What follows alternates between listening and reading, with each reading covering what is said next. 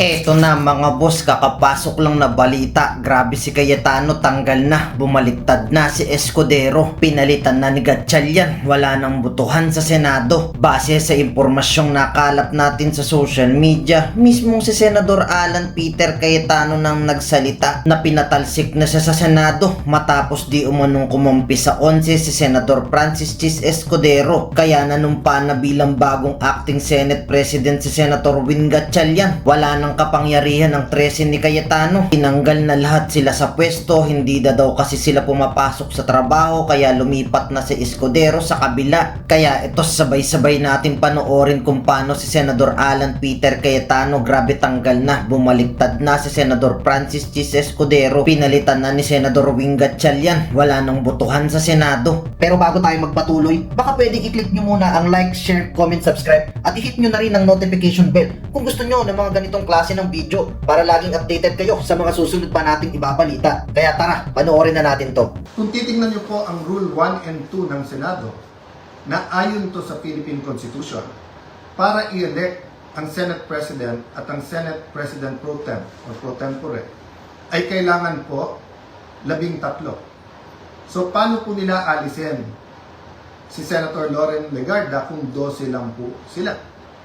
At mapapakita po sa inyo na gusto nilang i-control ang premises ng Senado at gusto po nilang hindi mag-hearing ang Blue Ribbon Committee bukas sapagkat ay binasa po nilang rule para magkaroon po ng acting Senate President. Kailan po ba pwede magkaroon ng acting Senate President? Babasahin ko po sa inyong rule. Sabi po, in cases specified in subparagraph C of Section 4 of the rule, the President Pro Tem shall serve as acting president until the Senate shall have elected a new president. Hindi po sila maka-elect ng new president dahil wala po silang 13. Ulitin ko po, pag may 13 po sila, ako pa mag-o-oath sa kanila. Bibilisan ko po na ibibigay sa kanila. Wala po silang 13. So ano yung rule po? The President Pro Tempore shall discharge the powers and duties of the President in the following cases, A, B, C.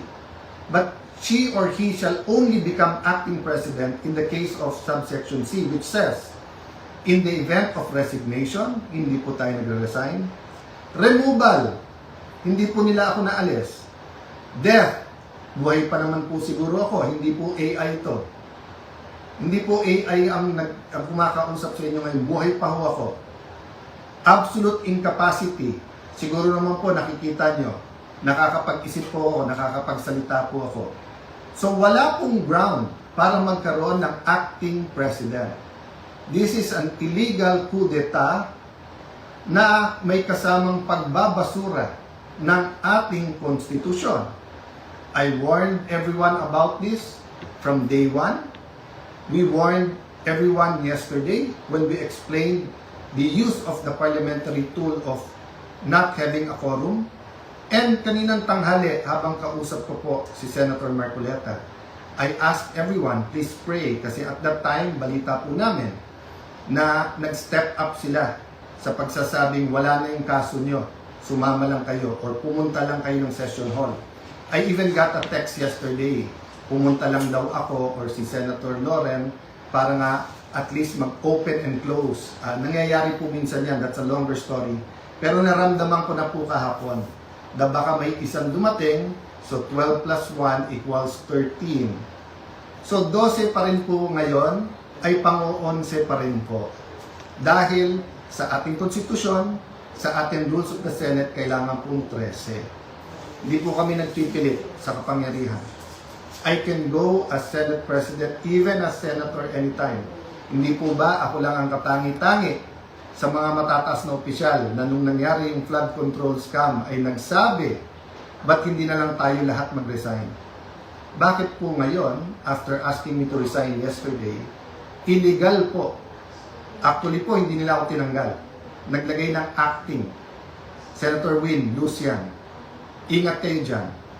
You're playing around with fire. This is not just about the Senate. This is about the Philippine Constitution. Mga kababayan, sabi nila, ginawa nila to kasi naipit ang trabaho. Wala naman po silang ginawa ngayon. Kung hindi baguhin ang mga committee para walang Blue Ribbon Committee hearing bukas. Para hindi maimbitahan ang 18 Marines. Pinalitan nila ang presiding officer. Bakit po? Nagpakita po ba ako ng kahit anong partiality sa conduct or pag-usog ng impeachment court? Alam niyo po, madidelay po ang impeachment sapagkat pag pinalitan ang rules ay kailangan pa ho na magkaroon ng publication. So pati po ang ating mga arrangement ngayon magbabago. Bukod pa ho doon, pwede mag-motion for reconsideration kung legal. Ang problema, illegal po ang sesyon kanina. So this is their answer to the crisis they made. From May 11 till now, crisis after crisis, pinapasok yung NBI ng May 11, binaboy din tayo ng May 13, pagkatapos issue after an issue, at ngayon naman po, instead of a simple adjournment sine die, kung saan meron tayong isang buwan na magtrabaho mga committee, pagkatapos uumpisa na natin ang impeachment, they're going to bring the Senate and the country into a political crisis. Ako'y nakikiusap sa lahat. Correct your mistakes.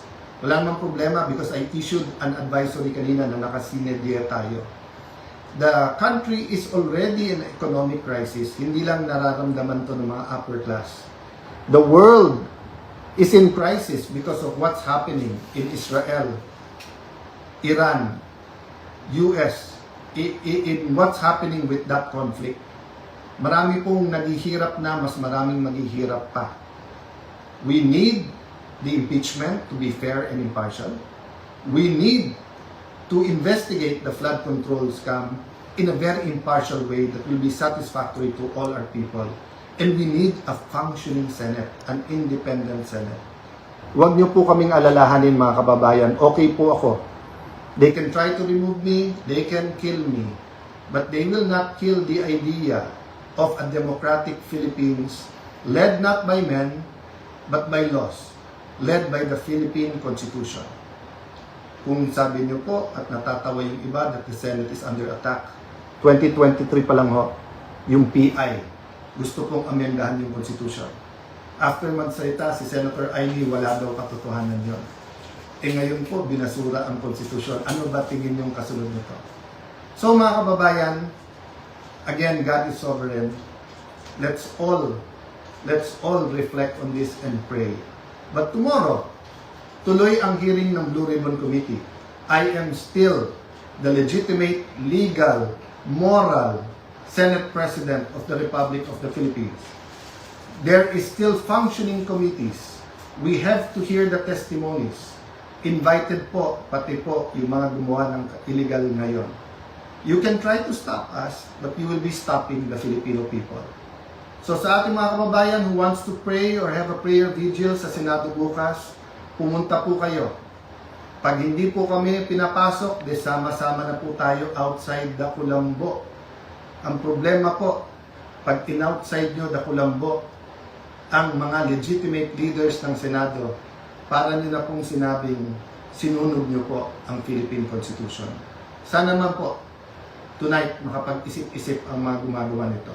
Ang nakalagay sa Konstitusyon ng Pilipinas, pwedeng mag-conduct ng business ang Senado by a majority of all its members.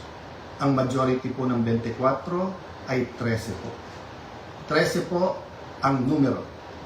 Yung sinasabi po nilang kaso, yung po ay ibang-iba. Nag-adjourn po kami nung nag-walk out sila. So that means they have to call the roll at kailangan 13.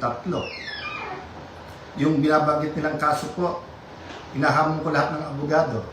It is not applicable kasi doon po tuloy-tuloy yung sesyon. Tinigil tapos sinabing may continuing quorum po sila. Tayo po, malinaw na malinaw sa records, ay nag-adjourn last Tuesday at sinabi na tayo ay muling magre-resume ng alas 5 nung Lunes. So, what is the point of going through this? The question we have to ask ourselves is that, is the Constitution but a piece of paper to this administration? Has the judiciary ceased to function? Wala na bang Senado? Yun na po ba ang pananaw ng ating administrasyon? Ang tingin ba po ng 12 senador ay basta't kakampi mo ang Malacanang ay wala ng batas?